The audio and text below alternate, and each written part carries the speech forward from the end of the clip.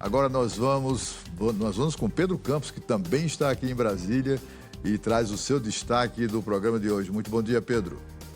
Bom dia para quem está nos acompanhando aqui na Rádio Bandeirantes de Brasília também. Seja muito bem-vindo. Já nós vamos falar mais sobre essa inauguração. Eu estou ao vivo aqui no estúdio da Rádio Bandeirantes, onde nós vamos transmitir parte da nossa programação local e também da programação nacional. Estúdio novinho em folha. Estou vendo aqui a esplanada dos ministérios, o caminho para a esplanada dos ministérios, o céu azul em Brasília, o sol brilhando forte e, claro, né, uma visão privilegiada aqui do alto de um dos prédios do setor bancário sul. Mas eu queria, Cláudio, falar um pouquinho sobre o voto do ministro Luiz Fux, do Supremo Tribunal Federal, que está em consonância com aquilo que alguns juristas têm dito a respeito desse caso envolvendo o ex-presidente Jair Bolsonaro. Luiz Fux foi o único a votar de forma contrária aos colegas da primeira turma.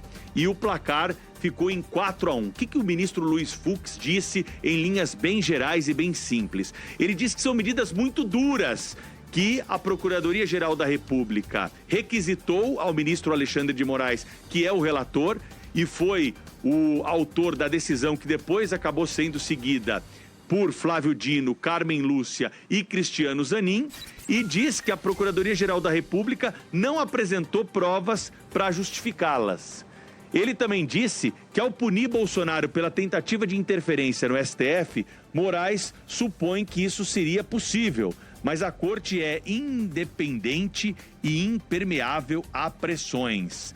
O ministro Luiz Fux coloca a bola no chão no Supremo Tribunal Federal, apesar de ser um voto isolado. É importante para a reflexão sobre abusos que estão sendo cometidos pelo Poder Judiciário. E nesse caso específico há muita vontade, há muito sangue nos olhos, contaminando uma discussão que deveria ser eminentemente técnica e jurídica. No sábado, Cláudio Humberto e eu estávamos aqui no Jornal Gente e entrevistamos a jurista Ivana Davi, desembargadora do Tribunal de Justiça do Estado de São Paulo. Ela ponderou que algumas das medidas que foram implantadas não estão na nossa legislação. Os juízes têm adotado esse tipo de prática para alguns casos e isso acaba valendo para outros casos e parece que nós temos uma nova lei, mas que não foi aprovada pelo Congresso Nacional. Ela foi criada a partir de decisão de juízes que não foram eleitos pelo povo, não foram eleitos para tomar esse tipo de decisão. Então, as medidas adotadas, muitas delas cautelares, estão na lei, no Código de Processo Penal. Quem for procurar lá vai ver que existem medidas alternativas à prisão, que é preciso requisito, prova para você aplicar essas medidas.